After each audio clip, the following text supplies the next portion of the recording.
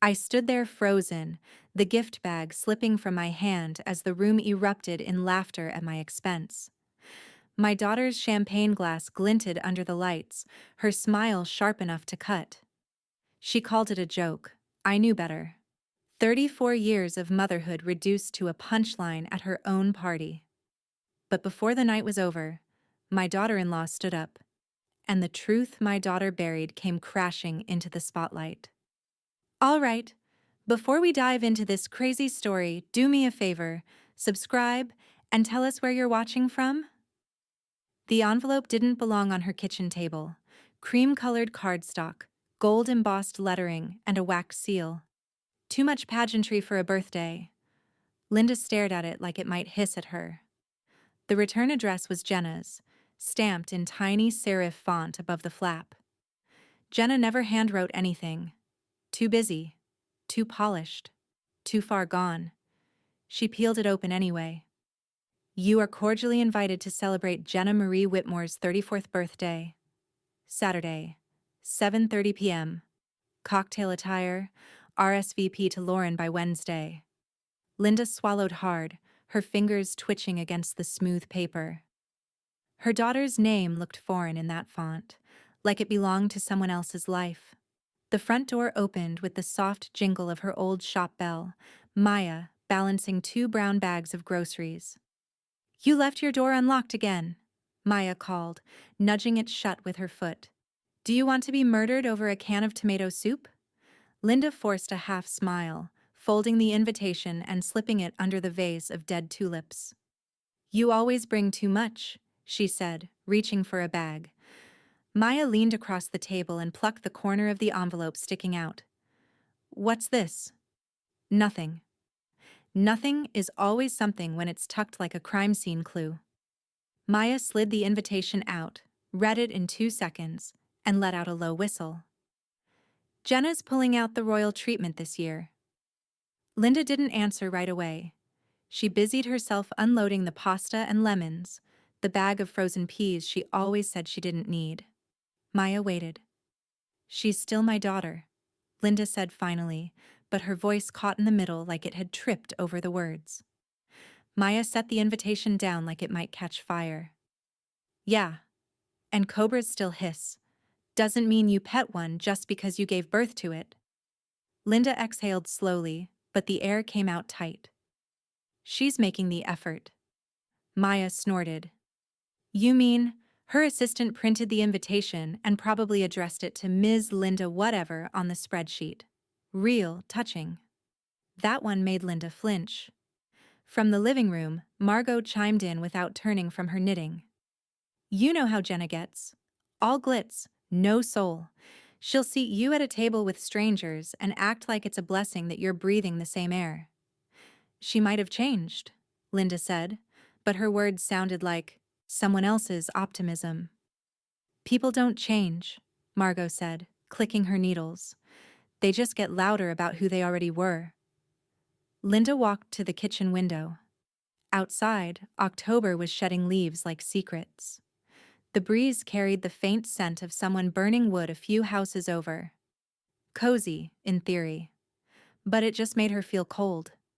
I shouldn't go, she said aloud, but even that wavered. Then don't.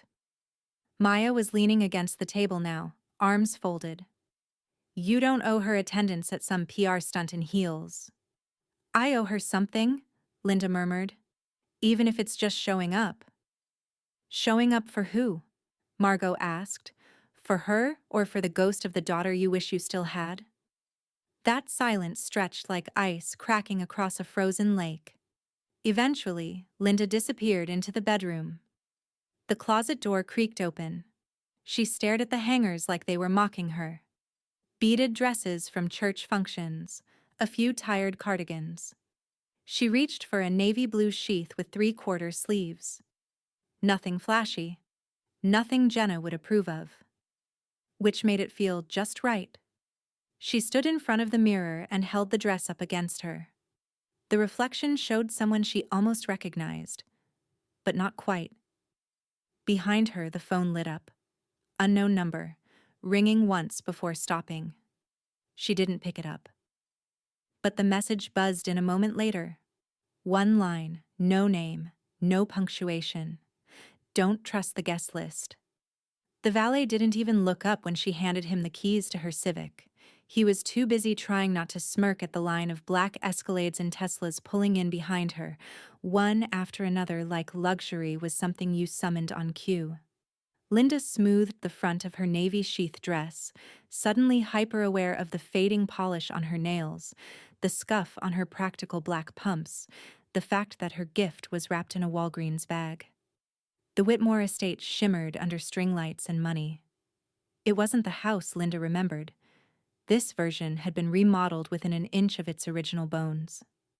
Glass walls, stone fountains, a living wall of succulents that looked more like a magazine spread than something people lived with.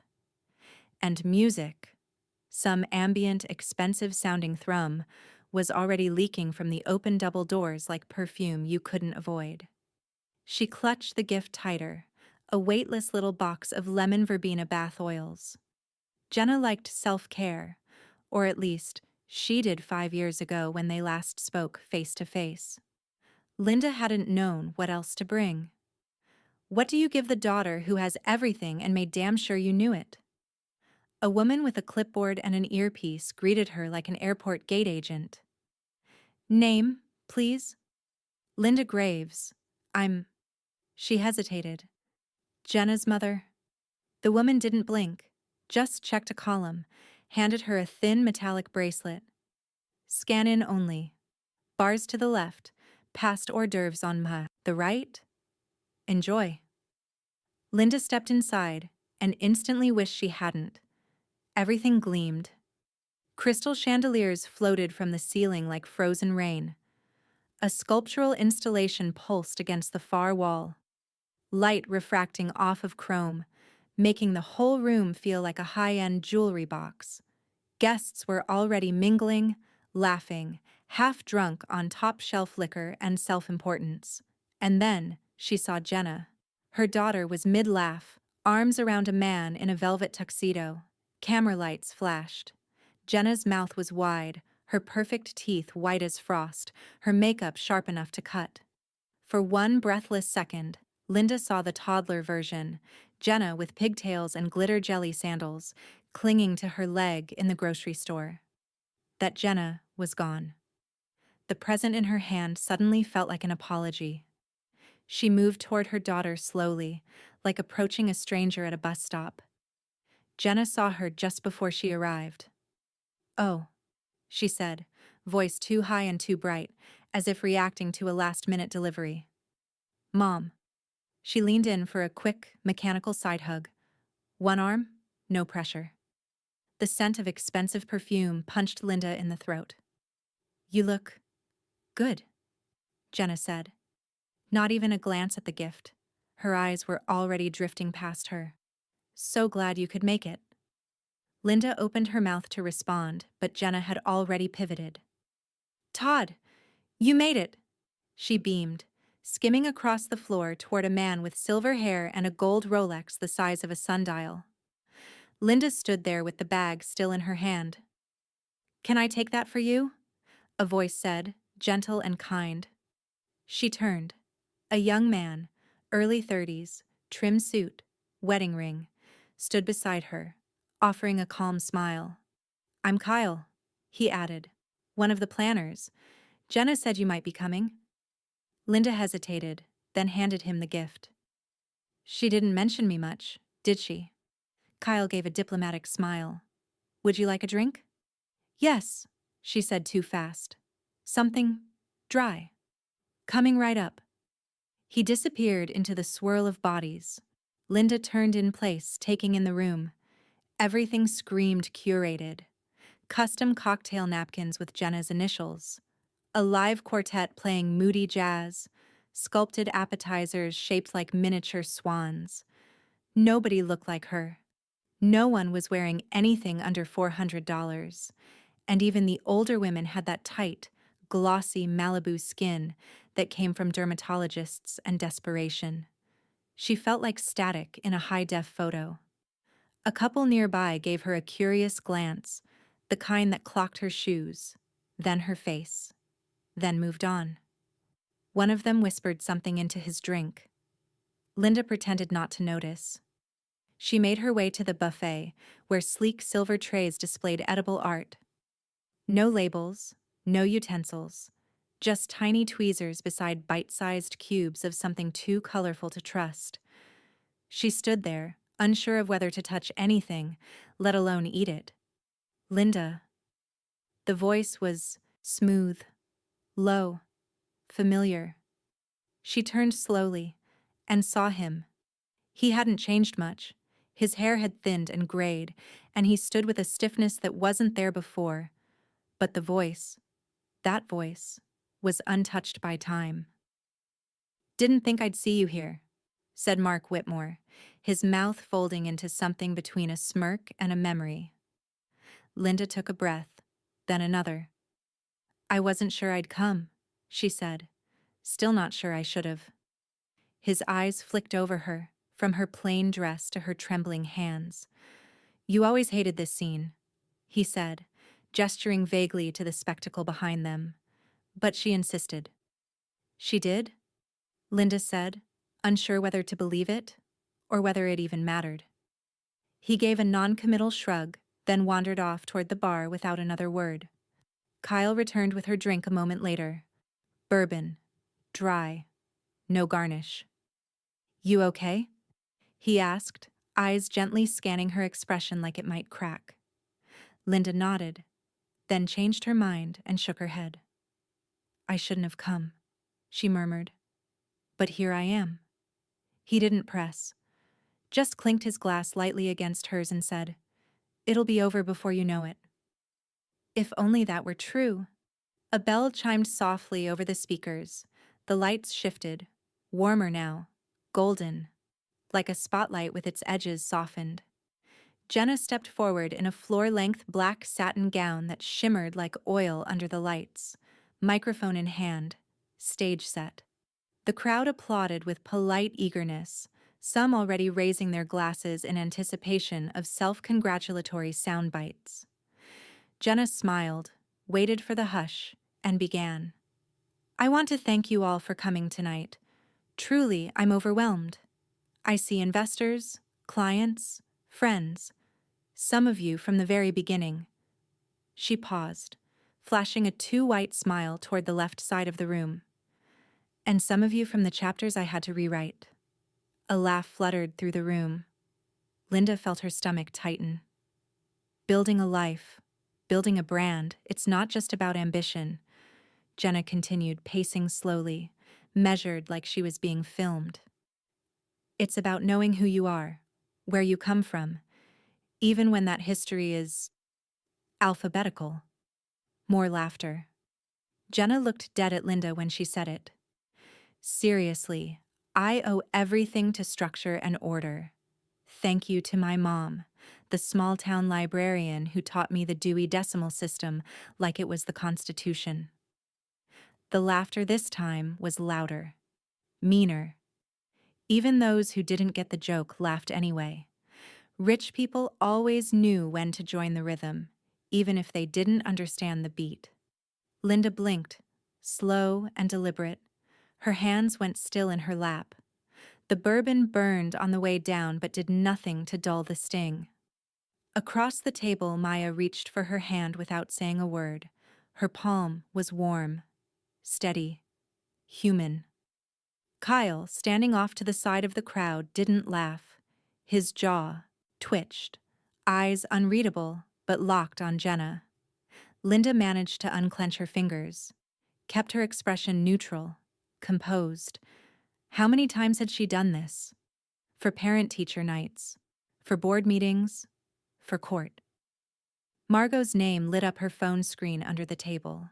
Text from Margot. That was low, even for her.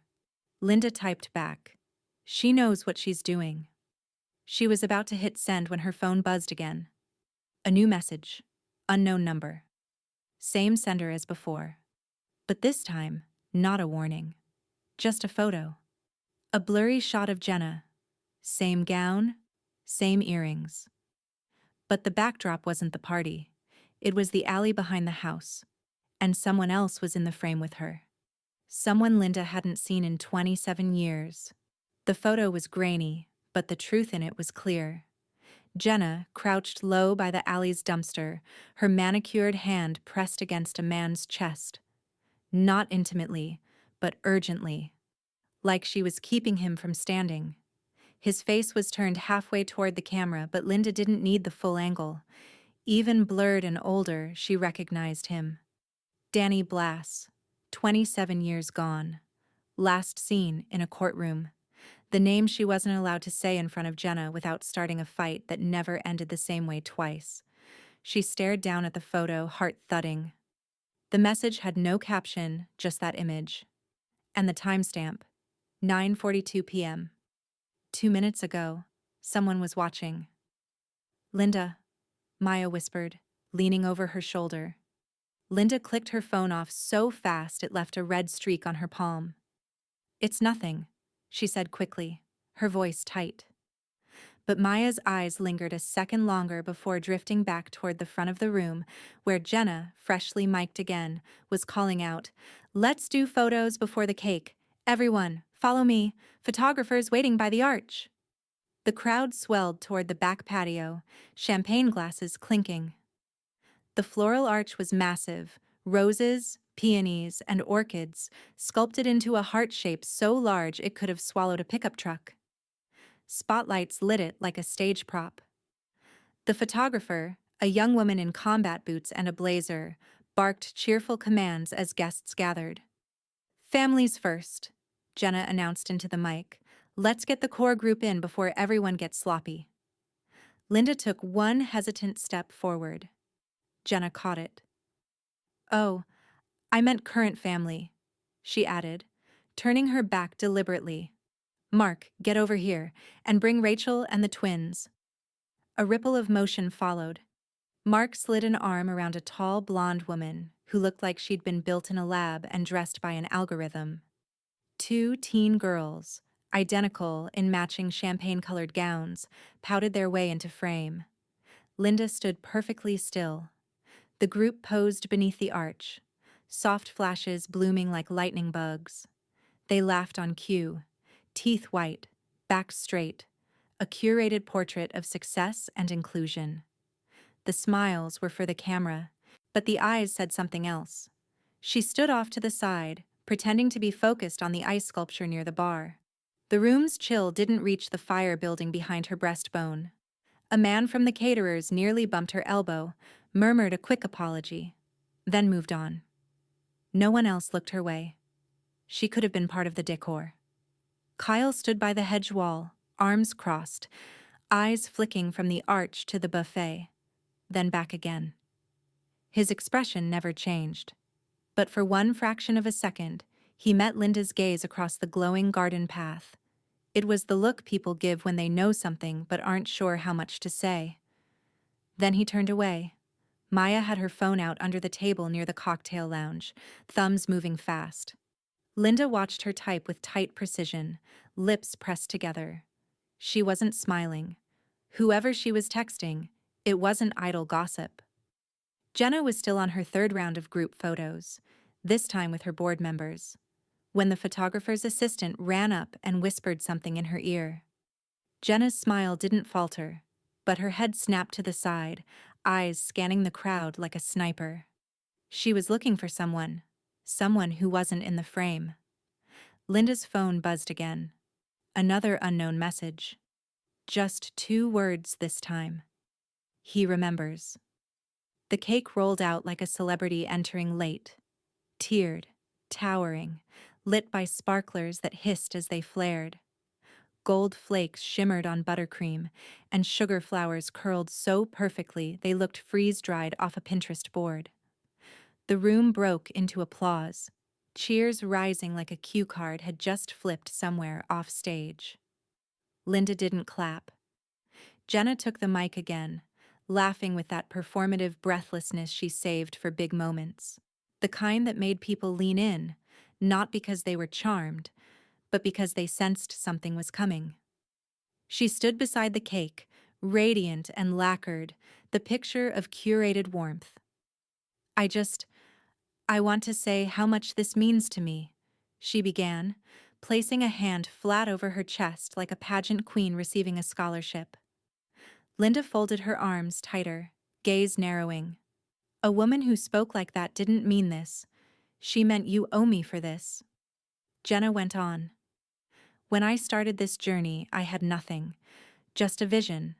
No money, no connections, no roadmap, just grit. And good people who believed in me. She looked toward Kyle, who nodded without smiling. Kyle, you've been my rock since day one, I mean that. He didn't move, not even a blink. And to my clients, Jenna continued, sweeping the crowd with a polished smile, you're more than customers, you're family. You've given me your trust, your image, and I protect that with everything I have. Linda heard the pivot before Jenna made it. Because I know what it's like to grow up with a past you don't want following you, to carry names, stories, rumors, things that don't serve the future. That's why this moment isn't just about the brand. It's about leaving the past where it belongs, buried. There was a pause, too long to be accidental.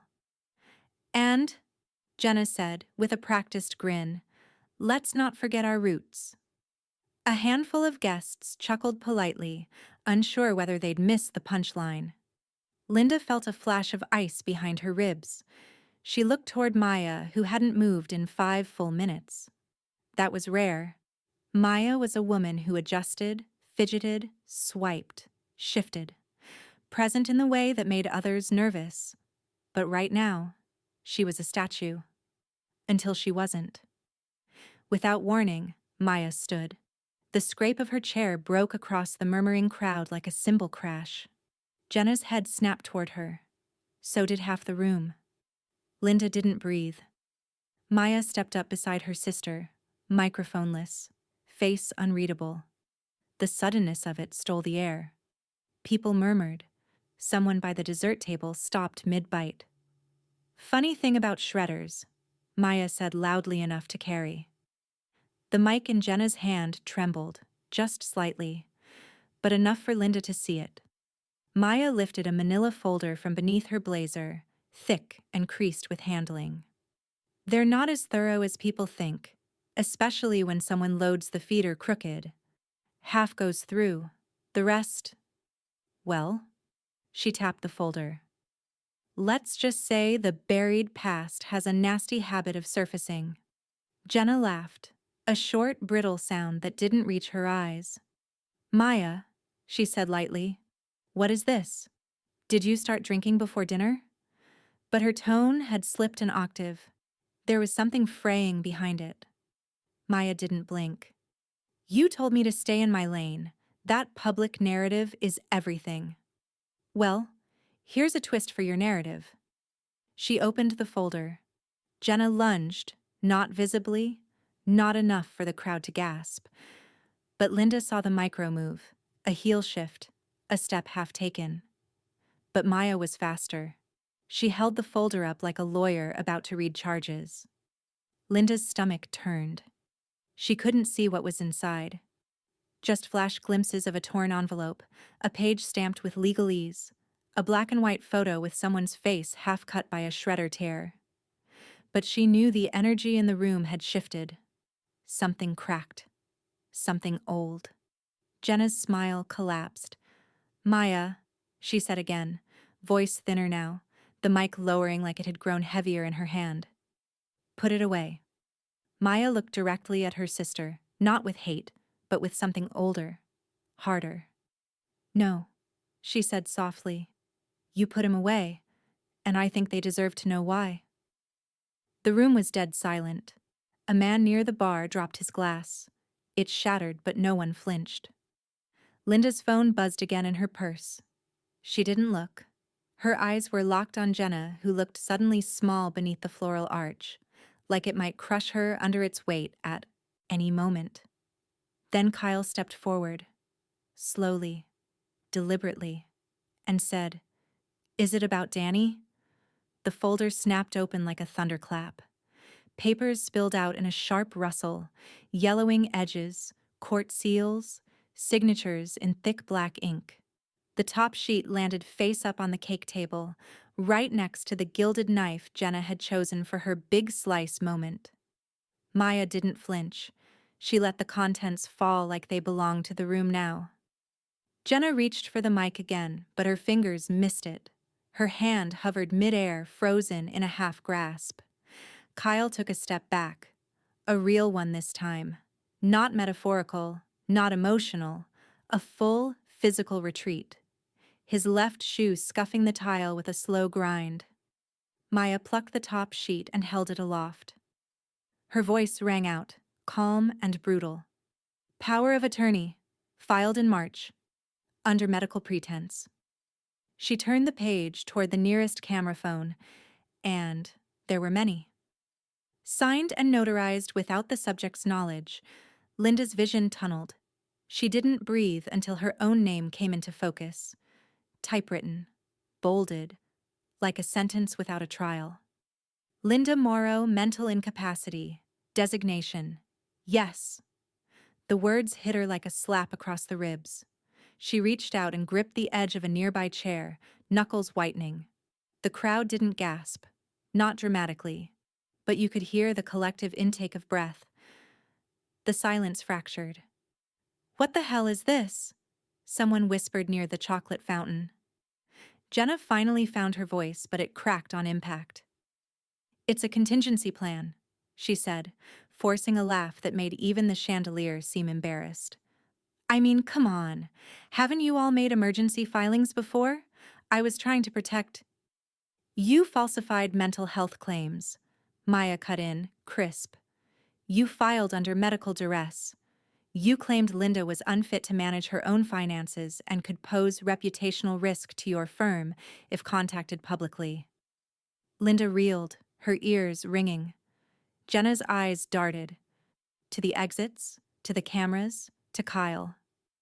It was just a draft. It was executed, Maya said, flipping to the next page.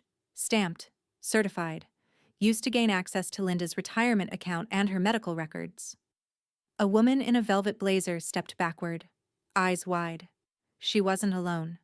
Pairs and trios began shifting toward the garden door like people trying not to be seen leaving a church during confession. Linda tried to speak, but her throat seized. Her fingers dug into the back of the chair like it might anchor her to something sane. The air tasted like stale sugar and sweat. Jenna turned toward Kyle as if he might bail her out by instinct. He didn't move. In fact, he looked at her like he was seeing a stranger for the first time. You said you were helping her, he said slowly. You made me believe she was unstable. Jenna's smile wavered. She was. You saw how she... No, he cut in. I saw you. The final sheet in Maya's hand fluttered downward. A handwritten note clipped to a prescription request. Jenna's handwriting. A shaky, desperate imitation of Linda's signature scrawled beneath it. I wasn't supposed to find this, Maya said. Her voice was quieter now, but somehow sharper. But funny thing about cleaning out old file drawers? Mice don't shred. They scatter. A few guests had already slipped out the patio doors. The champagne had gone flat. The sparklers had long since fizzled out, leaving behind the heavy scent of burned sugar. Jenna was shrinking under the lights. The floral arch loomed like a noose. Linda stepped forward. Just one step. It was all she had in her. Her voice came low, raw. Was I ever your sister? Jenna blinked. Her mouth opened, but nothing came. Then Kyle reached into his jacket pocket and pulled out his phone. He scrolled. Found something. Held it up. A video thumbnail glowed. Jenna's voice. Jenna's face. A deposition. Unguarded and confidential. I think the court would be interested in this, he said. Jenna turned to run and found her path blocked by someone Linda hadn't seen all night. A man, older now. Eyes locked on Jenna like time had finally caught up. Danny Blass. Jenna staggered back a step like Danny's presence had slapped her. She stared at him, blinking fast, mouthing words that never formed. Her voice, when it finally came, sounded brittle and high, like it had to break through something just to be heard. "Mom, I was just trying to help." The word mom dropped like a stone in the center of the room. A fresh wound, dragged out into the light. Linda didn't flinch. She didn't cry, didn't yell, didn't crack. She stepped forward until they were face to face beneath the arch that now felt more like a cage than a celebration. The petals overhead were starting to droop, wilting under the weight of the air. "No," Linda said, steady as stone. "You weren't helping me. You were trying to own me." Jenna's lip trembled, her arms wrapping around herself like armor. "It wasn't like that. You turned me into a liability," Linda said. "On paper, in private, to people I trusted." Danny stood still at the edge of it all, his eyes sharp, watching like a man who'd seen enough to recognize when someone's story had finally unraveled. Jenna looked toward Kyle, desperate. He didn't meet her gaze. He just turned his back, not with drama, but with quiet finality, and knelt down to pick up a fallen flute of champagne from the tile. He righted it, dabbed the spill with a napkin, started wiping down the appetizer bar, moving slow and methodical like he was trying to stay grounded in something ordinary. No one stopped him. The music had long since faded. The sound system blinked on standby, forgotten. All that remained was the buzz of the patio lights and the soft scraping of paper under Linda's hand as she picked up the legal documents, folded, refolded, and walked them over to a silver catering tray piled high with untouched endives and caviar. She laid the papers there like they were trash to be cleared away. Then she turned her back on the whole table, the whole event, the whole image Jenna had built like a sandcastle on high tide. At the far end of the patio, the garden gate creaked open. Margot stood just beyond it, arms crossed, mouth drawn tight, a silent fixture against the ivy-covered wall. She hadn't spoken since the fireworks of the night began. Not really. Not in any way that mattered. But when Linda stepped toward her, Margot moved too. They didn't need words. Linda reached the gate, and Margot fell into step beside her, shoulders brushing. No glances, no questions, just motion. Two women walking into the dark with more clarity than they'd ever had in daylight. Behind them, Maya crouched, gathering the scattered documents one by one, hands precise and deliberate. She didn't look shaken. She looked calculating. She slipped the manila folder back together, checked her phone, and typed quickly. Not one of her usual rapid-fire bursts, but something longer. Something composed. She hit send, and then she looked up at Jenna, who still hadn't moved. "Better check your email," Maya said, "and your board's group chat." Then she walked off in the opposite direction, toward Danny. He waited, and when Maya reached him, she said one quiet thing. He nodded. Behind them, Jenna stood frozen in the spotlight she had once basked in, surrounded by melting cake, uneaten hors d'oeuvres, and silence so loud it pressed against her like heat. The screen near the dance floor, meant for her slideshow, flickered to life. Playback error, corrupted file, restore from backup. She touched the screen like it could save her. It didn't. The morning sky was overcast. The kind that didn't rain but pressed down anyway, gray and close, like weather that wanted to keep secrets. Linda sat in the worn leather chair in Travis Bell's law office, legs crossed at the ankle, coat still on. Her hands gripped her purse like she'd only meant to stop in, not stay. But the weight in her chest told her she wouldn't be leaving quickly. The office smelled like pine cleaner and stale printer ink. An untouched cup of coffee steamed beside Travis's keyboard, already forgotten. "I pulled everything," he said quietly, adjusting his glasses as he turned the monitor toward her. Went through the vault, too. I needed to see it for myself before I said anything. He reached into a slim drawer and drew out a crisp manila folder, nearly identical to the one Maya had flung open the night before. This one, though, wasn't creased, wasn't chaotic. It was pristine, clean, cold. He flipped it open. Linda leaned forward before she meant to. A single document sat on top. Advance Medical Directive Emergency Authorization, Durable Medical Power of Attorney. Her name printed neatly beneath the header. Jenna's signature beside it. The date was 6 weeks ago. Linda's throat tightened as she scanned the page. It was careful. Too careful. The typeface matched the hospital's format, and the physician's name, Dr. Loring, was one she remembered vaguely from an annual checkup she never followed up on. But the signature beneath her name, the one marked patient, wasn't hers. Not even close. Her voice came out low, hoarse. I never signed that. Travis didn't nod, didn't reassure her, just slid a yellow legal pad closer to himself and clicked the pen in his hand. We're revoking this today, he said. Right now.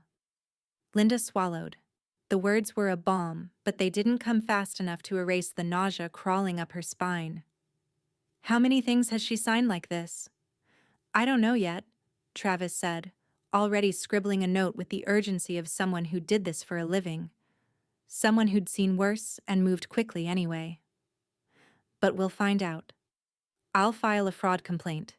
You'll need a new healthcare proxy, and we'll want a statement on record that the signature's not yours. Linda stared at the document again, lips pressed into a thin line. Her fingers curled into fists in her lap. She didn't want to cry. She didn't want to break. She wanted to understand how long it had been going on. Travis was watching her with a kind of quiet patience, not the pitying kind, but the lawyer kind. The kind that waits for you to give a directive so the war machine can move. I don't want it to be Jenna, Linda said finally. Not ever again. He nodded, flipping to a new page. You want someone else listed? Linda looked down at the edge of the desk where the grain of the oak curved like a river. Her voice was steady when it came. Maya, she said. Put Maya. Travis didn't blink. He just started writing again. Full name? Amaya Lee Morrow. He typed it out, fingers moving fast. And you trust her? Linda hesitated. Then, I do now. The quiet that followed was different, like something had clicked into place, something reclaimed. He clicked print.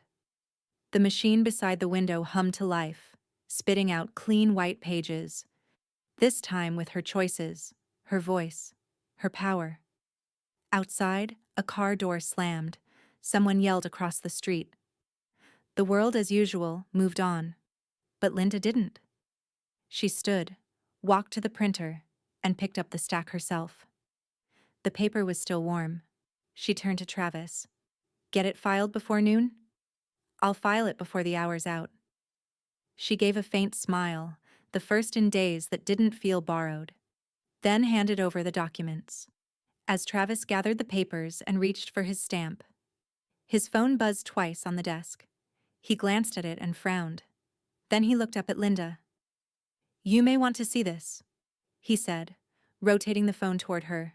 Inbox 1, new message. From Maya Morrow. Subject, urgent. You'll want this on record too. Attached was a zip file, and beneath it, the subject line preview, Jenna's sealed financial agreements, including the Nevada Trust. Linda leaned in and exhaled, not from relief, from readiness. The courthouse lobby smelled like cold marble and old coffee, the kind that sits on burners too long and forgets it ever tasted fresh. Linda stood in line at the filing window, clutching a stack of legal documents against her chest. The paper edges dug into her palm, but she didn't shift. The weight of it felt right, solid, chosen. Behind her, Margot hovered like a second spine, hands folded, gaze sharp. She wore her church heels and her coat buttoned all the way up despite the mild October air. She hadn't spoken much on the ride over. Didn't need to. When the clerk finally called Linda's name, she stepped forward without hesitation. The woman behind the plexiglass took the forms gently. Her nails were painted a fading blue, chipped at the edges. She flipped through the pages quickly but thoroughly, pausing at the section that revoked Jenna's power of attorney. "Just confirming," the clerk said, voice neutral but alert. "You are formally designating Amaya Lee Morrow as your new healthcare proxy and emergency fiduciary?" "Yes," Linda said, voice clear. "Effective immediately." Margot stepped closer, pressing her palm to the counter. "I'm her witness," she said. The clerk nodded once, then reached for the red ink stamp with a kind of reverence, the final gesture in a ritual that ended old ties and began new ones. The sound of it hitting paper was louder than expected. Approved. Just like that. Linda exhaled. Not like someone letting go of a breath. Like someone coming back into their own body. She turned, and there was Maya. Not in heels. Not in business armor. Just jeans, a simple black jacket, and hair pulled back into a low ponytail like she didn't want the attention. She held her phone loosely in one hand, her shoulders tight, like she was ready to be asked to leave any moment. But Linda stepped toward her, no hesitation. "Thank you," she said. Maya gave a small shrug, the corners of her mouth twitching like they wanted to smile but didn't quite know how. "I didn't do it for thanks," she said. "I did it because I was tired of being the one who watched things happen and stayed quiet." Linda nodded, then surprised them both by reaching out. Not to hug, not to cling, just a touch on Maya's arm. Simple, firm, real.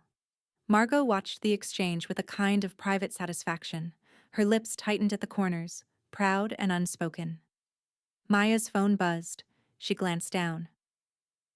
New message. "Kyle, you did the right thing."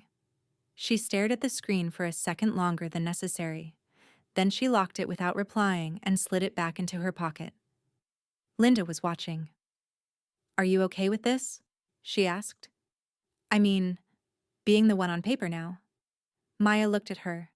This time, the smile came easier. "I was already the one showing up," she said. "Now it just counts."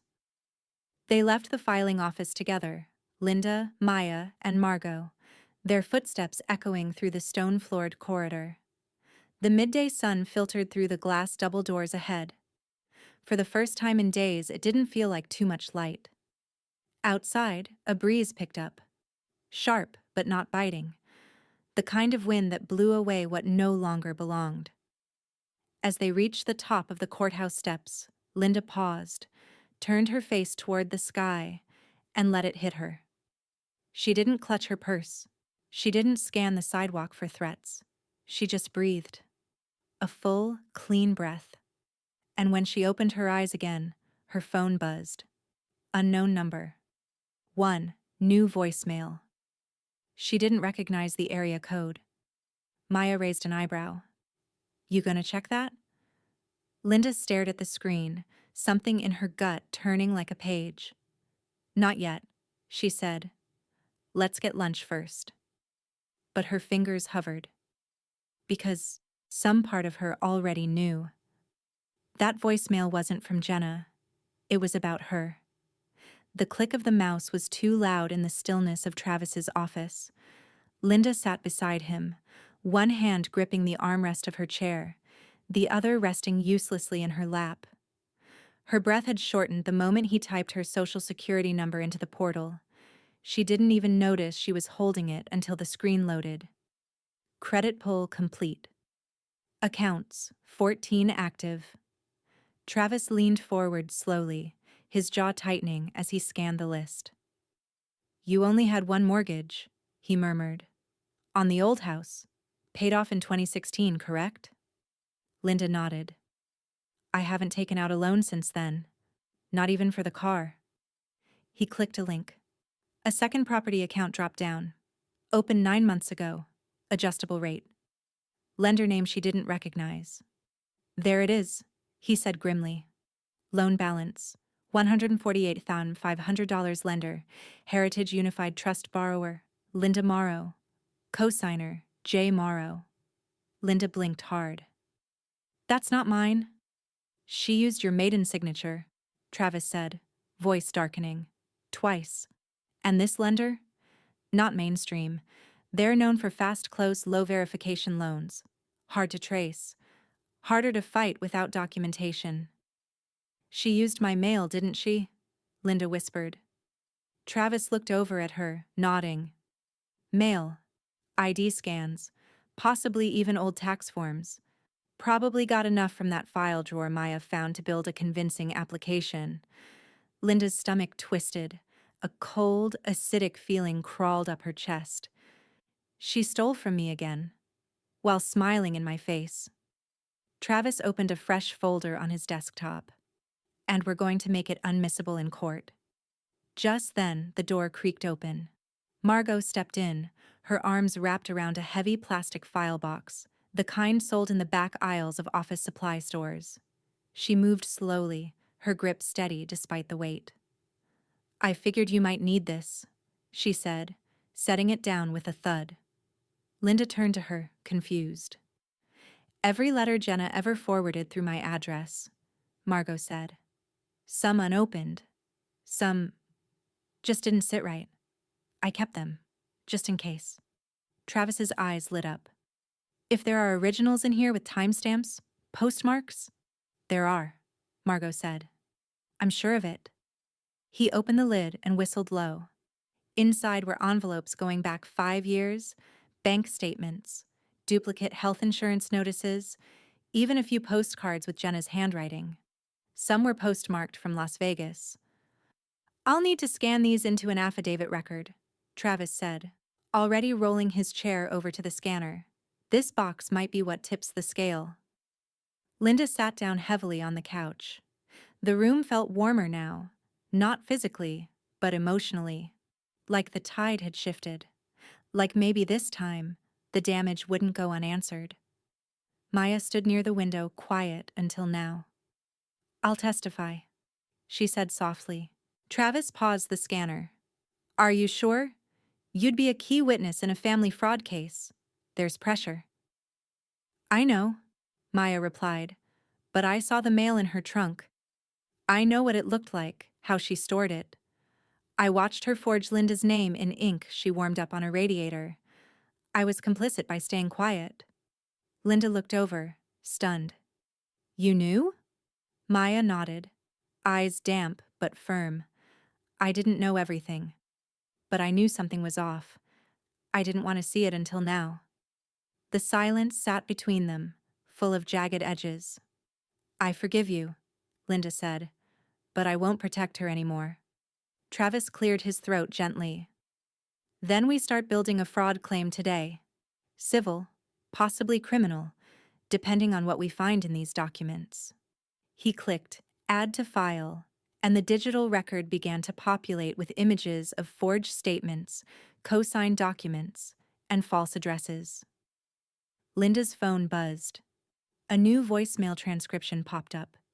From unknown number transcript, partial. I didn't know she used it to cover the Nevada account. Please, I just need to explain. Then it cut out. No name, no return number. Maya crossed the room and looked over her shoulder. Think that's from Jenna? Linda stared at the screen for a long moment. No, she said. It's someone else cleaning up their part. Travis turned to her, curious. Want me to subpoena the number? Linda didn't answer right away. Instead, she pulled the voicemail into her saved folder. Not deleted, not forgotten. Just archived. Let's build the case first, she said. Then we see who comes crawling next. The voicemail file sent with a single tap. Linda sat back in her kitchen chair, watching the little arrow spin beside Travis's name until the message read, Delivered. Then read. Then Nothing. No reply yet. But that was fine. She didn't need acknowledgement to feel the weight shifting. Just knowing it was in the record, out of her hands, no longer just hers to carry, was enough. Outside the window, morning light cut through the branches of the maple tree like it was slicing time. It was quiet. Not peaceful, exactly, but clean. Travis texted 2 minutes later, adding to the claim log now. Saving original metadata. We'll trace the number by tomorrow. Linda set her phone down beside her coffee. It was the first cup she'd finished in a week.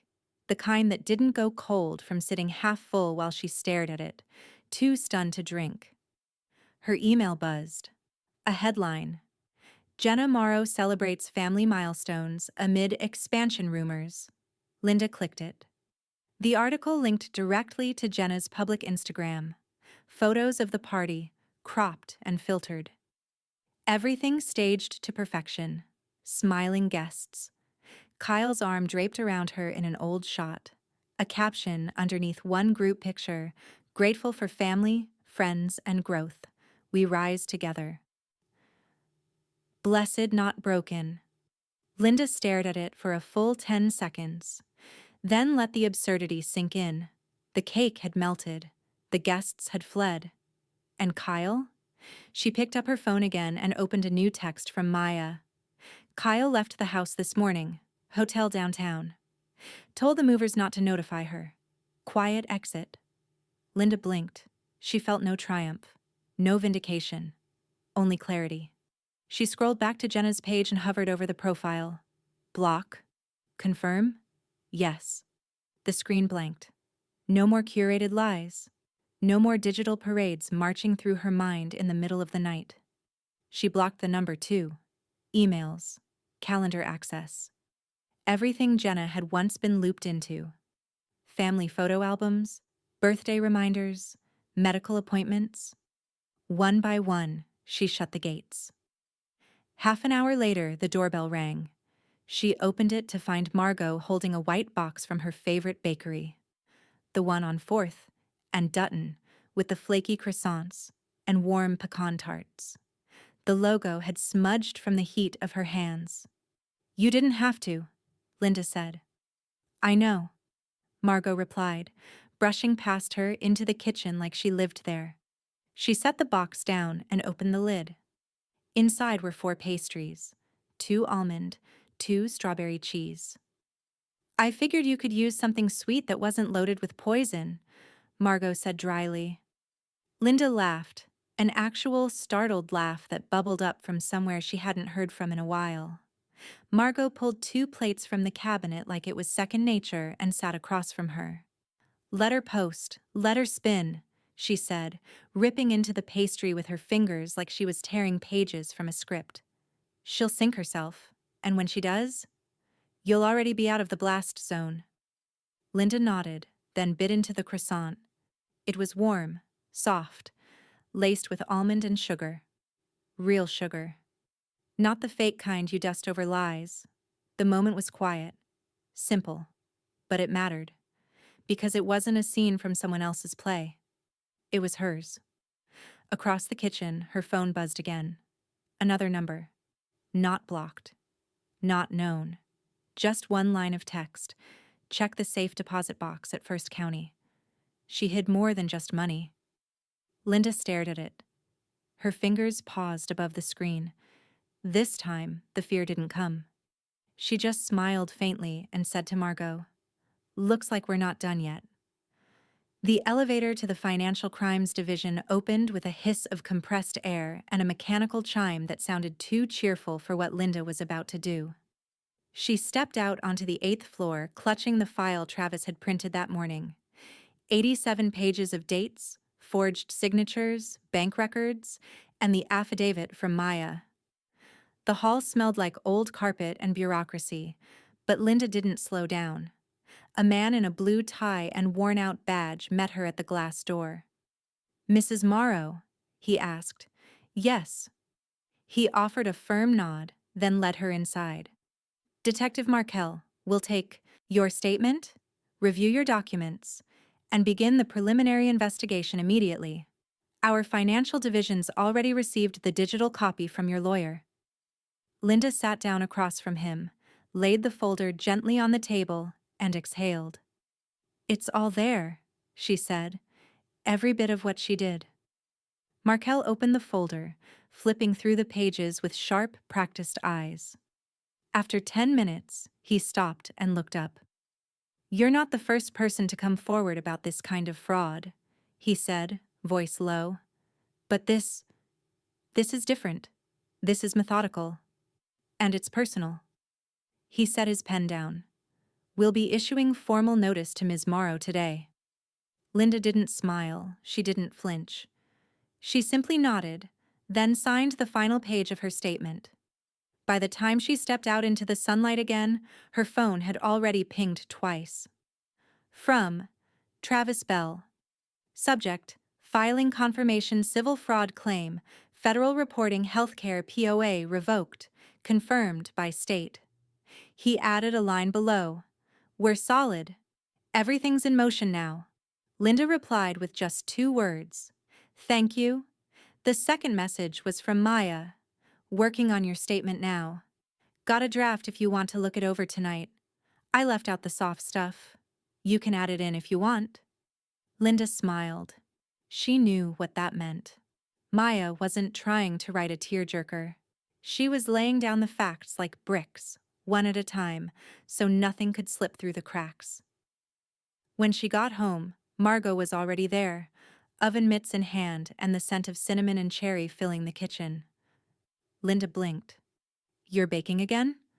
Margot turned, beaming. It's justice pie, she said. That's what I'm calling it. Not apple, not peach, not pity, justice. She slid the pie onto the cooling rack with the kind of satisfaction that only came from seeing something bitter turn sweet. The crust's got a braid in it, like a victory crown. Linda laughed, setting her bag down. You're dramatic. I'm observant, Margot replied, dusting flour from her hands. And I know when a woman has crossed a finish line. Linda walked over, leaned in, and inhaled the scent deeply. We're not done yet. No, Margot said. But the hardest part? You've done it. You stood up and didn't back down. That counts for something. Later that night, Linda sat at the kitchen table with Maya, a red pen in one hand and a glass of wine in the other. They edited the statement like it was a manifesto. I was not confused. I was not incapacitated. I was manipulated, erased, and repackaged. But I remember. And now, I respond. When they finished, Linda tapped save draft and leaned back. I never thought it would come to this, she said quietly. Maya looked over. But you knew it could. Linda nodded. I just didn't think I'd be the one strong enough to do it. Maya didn't say anything. She didn't need to. The pie sat between them, untouched, but glowing. Then Linda's phone buzzed again. New email, subject, formal acknowledgement of service. From Detective Markel. This message confirms that Jenna Morrow has been formally notified of the charges against her. Her legal counsel has made contact. Linda didn't reply. She closed the phone slowly and looked out the window, where the wind stirred the trees like it was clearing the air. Next, she said.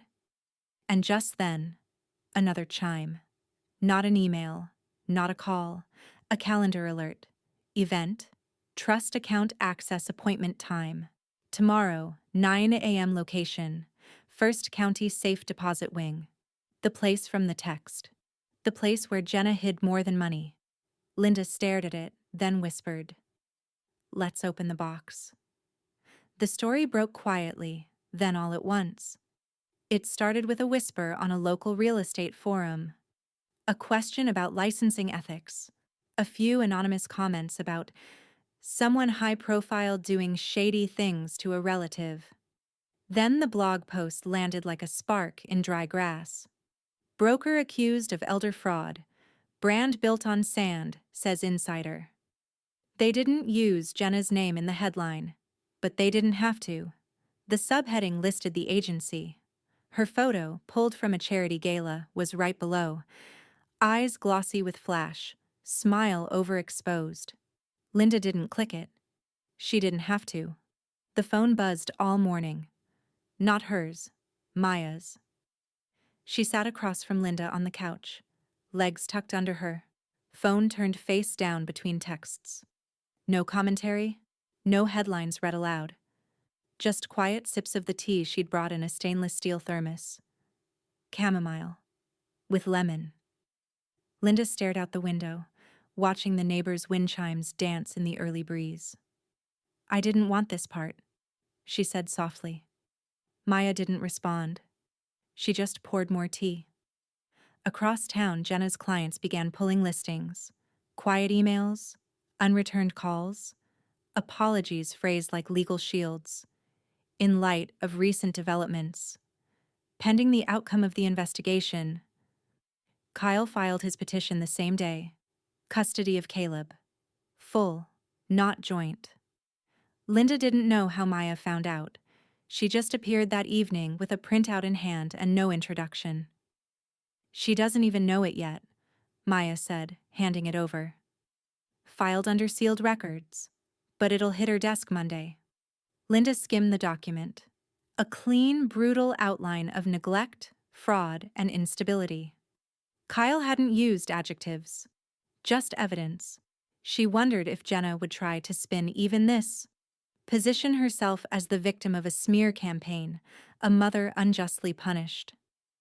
But her old tools, her curated chaos, her flawless angles, weren't built to survive this kind of scrutiny.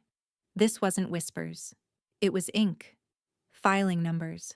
State records. Linda still hadn't said anything publicly. No statement. No clapback. Not even a quote. She simply removed herself. Phone off. Accounts locked. And now, in the stillness of her study, she sat at the dining table with Travis's newest file folder open in front of her. Last Will and Testament, revision draft. It was short, clean, unemotional. Jenna's name appeared only once, then was struck through with thick black ink. Beneath it, a line added in Travis's tight, professional handwriting. Removed as beneficiary, executor, and agent of any kind. All previous privileges revoked. Linda stared at it for a long time, then signed. Margot was the witness. She didn't ask questions, just signed her own name and slid the page back across the table with a nod like she was stamping an envelope closed. As the folder snapped shut, a car passed by outside, slowing for just a second in front of Linda's house. She didn't look. She didn't have to. Maya stood and cleared the cups. I'll bring more tea tomorrow, she said. Linda nodded. Maybe coffee next time? Maya paused, then grinned faintly. We'll see how much sleep you get tonight. The front door shut behind her with a soft click. Linda stayed where she was, hand resting on the sealed folder. Then she turned and opened her laptop. No browser. No email. She opened her saved documents folder and created a new file. Title, statement, final draft, private. She didn't type. Not yet. Just stared at the blinking cursor. And outside, her motion light flicked on. Someone was walking up the driveway. She didn't move. Just listened. Then the doorbell rang. Once. Firm. Unmistakable. She stood and walked to the door. The courtroom was cold in that purposeful way, meant to keep tempers chilled and nerves exposed. Linda sat in the second row, hands folded in her lap, back straight, heart steady. She wore a navy blue blazer over a white blouse Maya had ironed that morning without being asked. Her shoes were flat, sensible, nothing that could be misread as grandstanding. She hadn't been called to testify. She didn't need to be.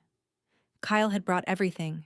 Bank statements, screen captures, therapist evaluations, school reports.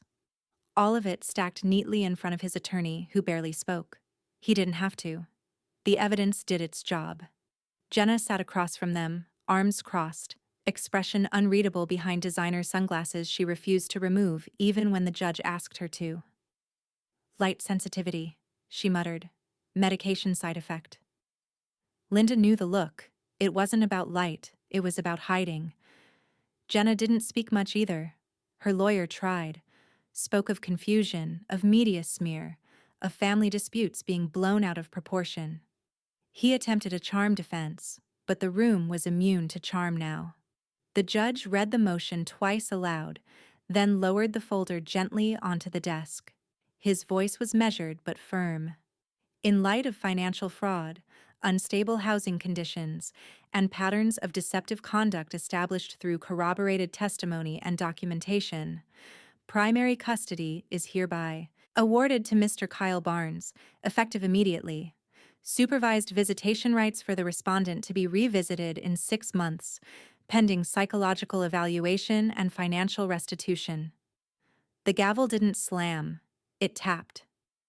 But the weight of it echoed like thunder. Jenna stood without a word. She didn't make eye contact. Not with the judge, not with Kyle, and especially not with Linda, who sat unmoving as Jenna's heels clicked down the aisle and out the double doors, one after the other, as if she were leaving a boutique she didn't like. No one followed her. Outside the courthouse, Linda stepped into the light like a woman waking from something long and breathless. The air was sharp, cloudless. October wind pulled gently at the corners of her jacket. Then she saw him, Caleb, 10 years old, standing beside Kyle's SUV, his small backpack slung over one shoulder, the straps twisted like always. His hair had grown longer since summer.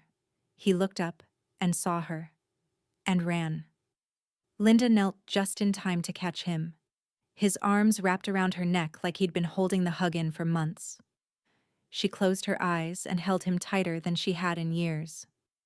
Kyle stood back, hands in his coat pockets, watching with a soft, tired smile. Maya appeared a few feet behind, quiet as ever, her phone tucked away for once. She stepped beside Linda and leaned down just enough to whisper, "You did that. You protected him." Linda didn't answer. She didn't need to. The tears in her eyes were quiet ones, the kind that don't need wiping away because they finally belong there. Travis exited the building a few minutes later, closing his briefcase with a snap. His face was unreadable, but when he caught Linda's eye, he gave a small nod. The kind of nod you give when something final has settled into place. "It's done," he said. "Officially." She rose slowly, one hand still resting on Caleb's shoulder. "Thank you," she said. "I just closed the case," Travis replied. "You're the one who finished it." They all stood there a moment longer like people at the end of a long funeral, exhausted, emptied, but lighter for it. Then Maya's phone buzzed once. She glanced at it, her eyebrows lifted. "No name?" she said quietly. "Just a message." Linda turned toward her. Maya read it aloud. "She's planning to leave town, Nevada again. She's liquidating everything." Linda stared past them all, to the city horizon. She could almost see the road stretching west. And Jenna, behind the wheel again, running. Still thinking there's a version of the story she can spin clean. But the next move wasn't Jenna's. It was hers. The soil gave just enough under her gloves. Linda pressed her palm into it, warm from the morning sun, and gently cradled the base of the lavender before lowering it into its new place. Its roots fanned out like old truths, finally given room to breathe. Around her, the garden was shifting into fall. Not dying, transforming. Summer's boldness was gone, replaced by rust-colored mums, cool shadows, and air that smelled like dry leaves and change. A bird called overhead. Wind danced through the trees, and in the distance, tires crunched against gravel. She didn't look up. She didn't have to. A familiar voice broke the quiet. "Delivery!" Maya called from the front gate, waving a paper takeout bag above her head. 1 bag of dumplings, 1 container of sticky rice, 1 unreasonably large bubble tea for Caleb, against my better judgment. Kyle followed behind, holding the door open as Caleb sprinted through with comic urgency, straight past Linda's flower beds and onto the back steps. "Grandma!" he shouted, arms already out like he thought hugs worked better if you yelled them. Linda rose slowly and dusted her knees. "Slow down," she said, smiling. The Lavenders had a long morning. He barreled into her anyway. Kyle laughed, settling onto the porch swing. "We brought dessert too, from that place near Dutton. Those weird egg tart things you like." "They're not weird," Linda said, still holding Caleb's hand in hers. "They're perfect." Maya set the bag on the patio table and pulled out a folded paper with grease spots on one edge. "And look," she said. "Margot sent backup reading material." From the tote bag, she pulled out a stack of library books and 1 battered paperback with a neon cover and the title, "Death Wears Corduroy." Linda blinked. "Is that a goose holding a knife?" "She said it's a cozy mystery with attitude," Maya replied, flipping the book over. Quote, "Just like you." Linda laughed then, full and real, the kind that doesn't echo but stays in the chest like a drumbeat. The wind picked up again, just enough to set the chimes dancing above the kitchen door. The sound filtered through the yard, soft, silvery, like the world saying yes. Inside, her phone buzzed with a new notification. She ignored it. Not out of fear, not anymore, but because she was here. Here in the garden. Here with her people. Here with nothing left to prove. Later, after the meal and the stories and Caleb's inevitable fall into a warm couch nap, Linda would check her email. She'd smile at the holiday card from Travis scanned in and attached to his signature line. "Justice looks good on you." T. She'd open a new tab, log into her credit union, and transfer $10,000 to a women's transitional shelter 3 cities over. One that didn't know her story but knew what survival looked like. She wouldn't post about it, wouldn't name the donation, wouldn't tie it to legacy. It wasn't for that. It was for the woman still deciding whether she could pick up the phone, still wondering if anyone would believe her, still carrying shame that never belonged to her in the first place. And in that quiet, in the golden hush of a fall afternoon, Linda would sit on her porch and sip tea brought out by Maya, who said nothing, just poured, smiled, and sat down beside her. No defense needed, no spotlight sought, just 2 women who'd chosen truth over image. The wind stirred again, and the chimes rang once more, soft and whole. Linda closed her eyes. She didn't relive the courtroom. She didn't see the headlines. She didn't hear Jenna's voice. She heard her own. And it said simply, "She humiliated me once. But I walked away with my name, my peace, and my power."